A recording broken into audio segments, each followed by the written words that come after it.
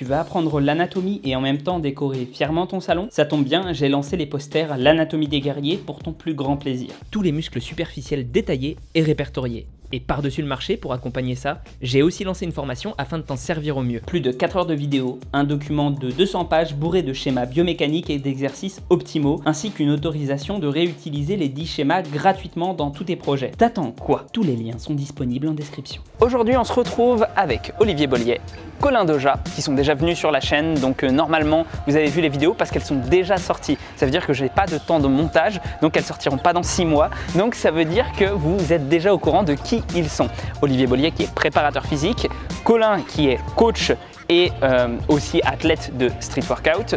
Et pourquoi est-ce que je leur ai demandé de venir aujourd'hui? Parce qu'un jour j'ai vu passer sur Instagram une vidéo de Colin avec Olivier et en fait je me suis dit mais qu'est-ce qu'ils font? C'est un truc, ils regardaient des machins colorés, après ils s'entraînaient mieux, j'ai rien compris. Je me suis dit bah tant qu'à faire, autant ne rien comprendre avec les gens en question et peut-être pouvoir vous l'expliquer et peut-être pouvoir réussir à mieux capter quand même au final.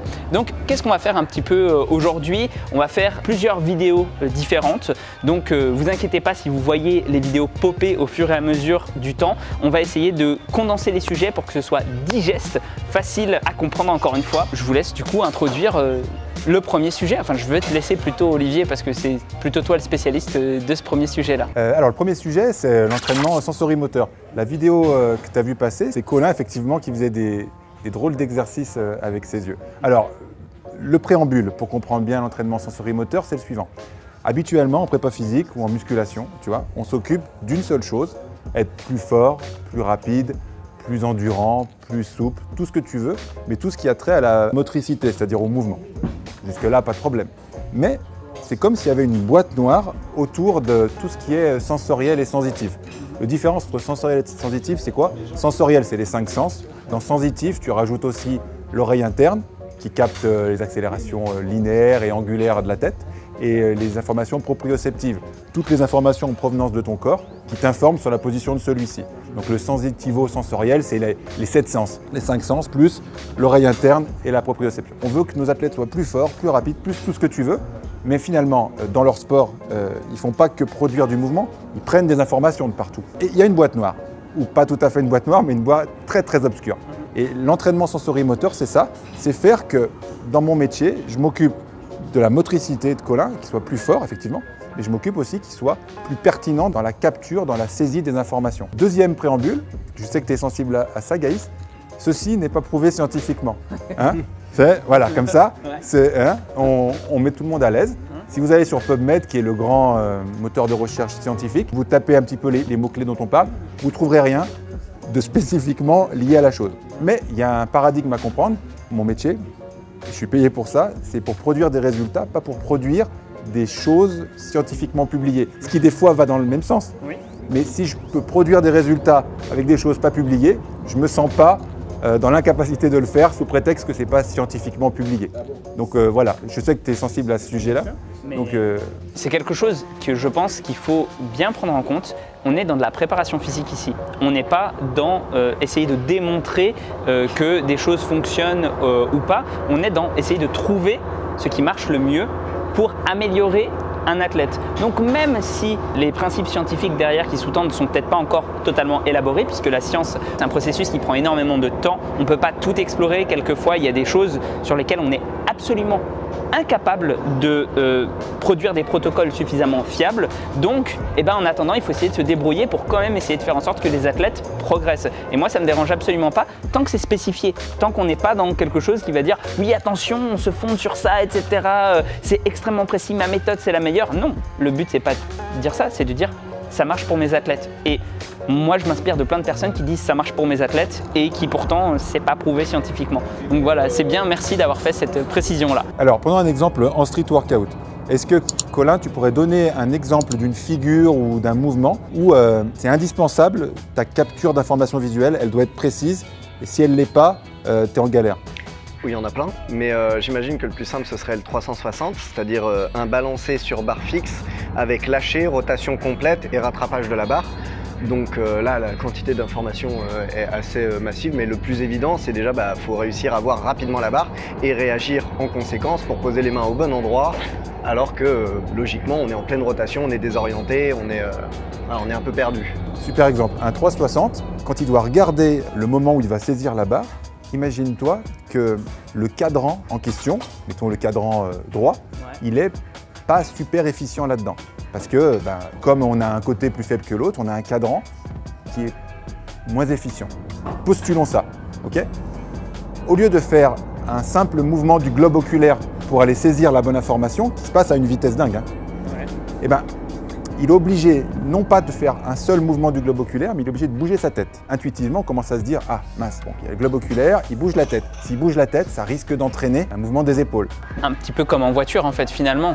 Si on ne saisit pas l'information facilement en voiture, qu'on est obligé de bien tourner la tête, etc., on peut instinctivement bouger le volant. C'est ça. La tête, c'est le seul endroit du corps où tu as les 5 sens représentés. Donc en fait, c'est bête, hein, mais en fait, la tête introduit le reste du corps. Donc moi je voudrais juste qu'il bouge son globe oculaire parce que j'ai pas envie qu'il bouge sa tête, qui va faire bouger le corps et qui va finalement parasiter son mouvement, son 360, et même sans le parasiter, qui va lui faire perdre des ressources attentionnelles sur l'exécution parfaite de ce mouvement. Donc là, je suis dans la partie de mon job, je ne suis pas sur sa motricité, je suis sur l'amélioration de la capture d'informations et la précision de la fixation oculaire. On va prendre ce petit outil. Alors dans la prépa de Colin, il ne l'a pas encore utilisé. Donc c'est assez simple. Il faut se mettre le pif sur la corde, mettre à peu près à la hauteur du point de fixation. On met une boule assez proche, une boule très loin, et puis les autres boules au milieu. Ok, alors je vais lui annoncer des couleurs, et lui, son job, c'est de fixer le plus précisément possible chacun des points. Jaune, bleu, orange. En augmentant la vitesse, bleu-orange, il a moins de temps pour fixer le point bleu et le point orange. Vert, rouge, orange, vert. Ok. Donc là, c'est l'exo de base pour améliorer sa fixation sur un point précis, d'accord? On se rappelle, on est dans une logique de transfert d'activité du 360. Il faut qu'il mate très vite la barre fixe avec le plus de précision, d'acuité, sans entraîner tout un tas de compensations. Okay? Donc ça, c'est le paradigme de départ. Maintenant, on peut faire évoluer les choses. Tout en regardant lui-même les boules qu'il veut, je vais aussi améliorer sa vision périphérique. Il passe d'une à l'autre, d'une manière aléatoire, c'est toi qui décides. Est-ce que tu vois ma main là, quelque part en périphérie? Ok. Et bien là, tout en faisant son exercice, de temps en temps, je vais lui faire un signe ou un chiffre. Il doit me dire ce qu'il voit. 2, ou V ou PIS. Rock. Super. Ok. Donc là, on a complexifié. Je vous fais voir un peu un condensé de tout ça. Il a sa capacité à fixer un objet. Je veux aussi qu'il affine sa capacité en périphérie à voir ce qui se passe. Il est en train de faire une figure, il doit fixer un point donné, mais il a aussi besoin de voir certaines petites choses en périphérie. Tu veux dire par exemple les poteaux que je vais me prendre dans le tibia parce que je me suis déporté, par exemple. Pour pas se déporter, pour pas se foudroyer le tibia dans les poteaux, on peut travailler cette vision périphérique. Là, on a un bon résumé du travail qu'on peut mettre en place quand on veut améliorer les entrées sensorielles. Là, j'ai donné la vision. Les 3 grandes entrées sensorielles qui nous intéressent pour le sport de haut niveau, c'est la vision, ça paraît évident. La proprioception, donc l'ensemble des informations en provenance du corps. Par exemple, ferme les yeux. La proprioception, c'est quoi? Là, si je fais bouger moi-même le bras de Colin et que je lui demande, ici, tu es à combien d'angles?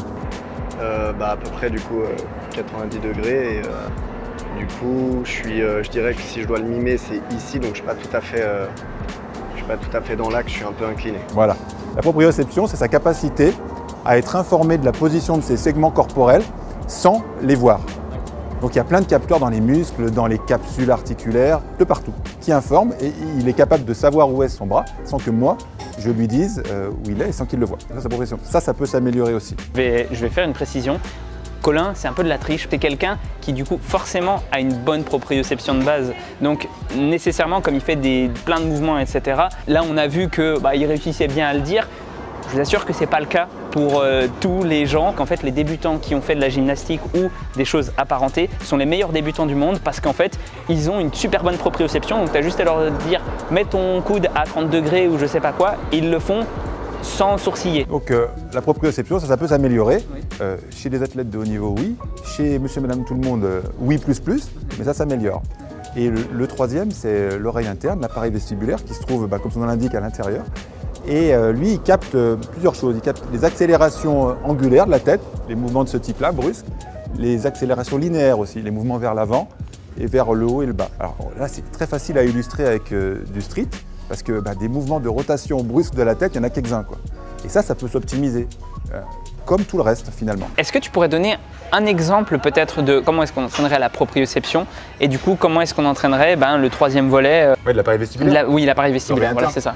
Alors pour faire simple, déjà pour mettre un zoom sur la proprioception, c'est faire ces mouvements de musculation en enlevant le principal capteur, qui est le capteur visuel. Okay. Si tu commences, essayez de votre côté, mais prudemment, faites vos squats, les yeux ouverts, comme toujours, et commencez à faire votre squat les yeux fermés. Pas sur toutes les reps, mais commencez. Et tu te rends compte que tu rentres dans un monde où tu es presque aveugle au sens propre ou au sens figuré. Pour l'appareil vestibulaire, c'est par exemple, juste avant de faire un épaulé, par exemple, si tu as capté que ton athlète il avait une faiblesse dans les utricules. Les utricules, c'est les capteurs de l'oreille interne qui captent les accélérations linéaires.